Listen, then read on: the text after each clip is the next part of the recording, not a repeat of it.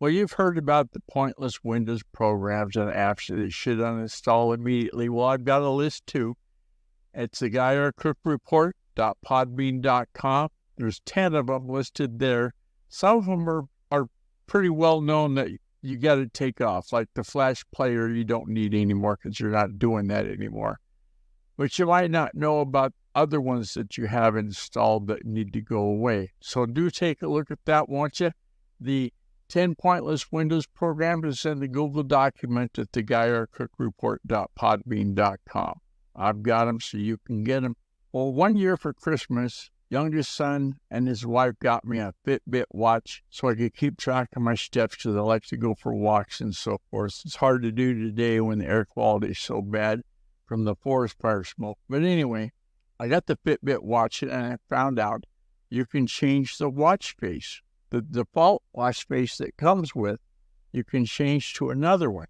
So I tried to do that and ended up, I had to look it up on Google. How do you do that? And I've got those steps outlined in the Google document, bulleted list there. But I've also created a video, which I'm going to tag onto this one. And so if you've got access to YouTube, you can watch it there. Okay, so you open the Fitbit app, like it's shown in the video recording I put on the YouTube. And it's got Fitbit Premium, okay. And I'm going to click on the Today tab like it shows, and it's there. So then tap on the profile picture like so, and then you're going to see a list. You click on your watch. I got an old Versa. That's the one I got for Christmas a couple years ago. And then you go to the gallery like so. Once the gallery opens up, then you go to the little plus sign. You can have up to 5 watch faces saved. You can see I've got a couple in there already. So I'm going to add another watch face. And it's going to be in the list of free ones because I've already kind of looked at ones. And so you go to view all, right? And there it is. Finish line is the name of it. I'm going to click on that one. And then that installs it. So it'll appear in the list of 5 faces that I've put onto the watch. There's already 2 there. So this is number 3. So I can add 2 more. Okay. Hope that helps. So I'm using the Bird Buddy app on my phone. So then when I get an alert, you can see up in the top left the little bird heads. That means I've had a visitor on my Bird Buddy digital bird feeder. So I click on that and it says, well, let's see who we got. Like something went wrong. Well, that means I got to click up here. And there's the first one. And I'm going to collect that house finch image and it's loading up the video. And do I like the video? Yeah, I want to save that. That looks cute. Sometimes there's another bird comes in at the same time that the first one is there, and that turns into a little bit of a battle. But we don't see a battle. We see some images we can save, so we'll save a couple of those.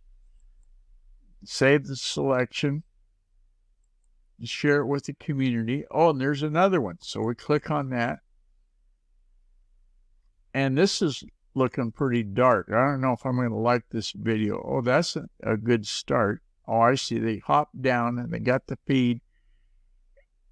I can thank Wild Birds Unlimited for selling me the sunflower seed hearts, they call it. Just the seed that you eat part. And I feed that, and the finches just seem to love it. I've got over 160 visits from finches.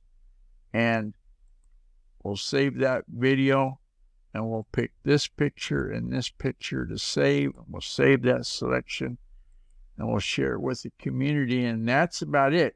If you've got somebody on your gift list and you need to get them something that's way cool, Bird Buddy Bird Feeder. So if there's a question in my mind, it's this. Can you tell if the free browser extensions that you've installed are bad? The way to know, well, if they've got an extension and it has to do everything from the sites you visit, the keystrokes, even the passwords, that means it's a bad extension or a poorly secured browser if you can expose you and your data.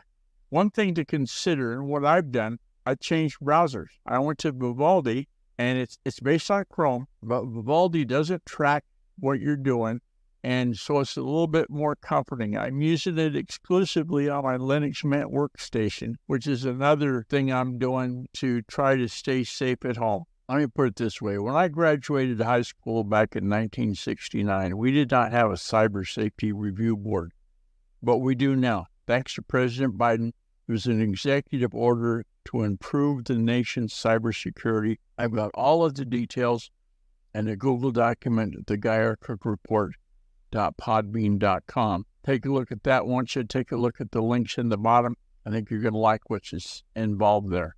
Talks about who's got responsibilities, different sources of information, how to stay safe online, etc. Hey, to contact me, use the secure contact form on GuyRCook.com. If you like this episode on YouTube, and give it a thumbs up on YouTube.com and click the bell to subscribe to future episodes. It's a wrap.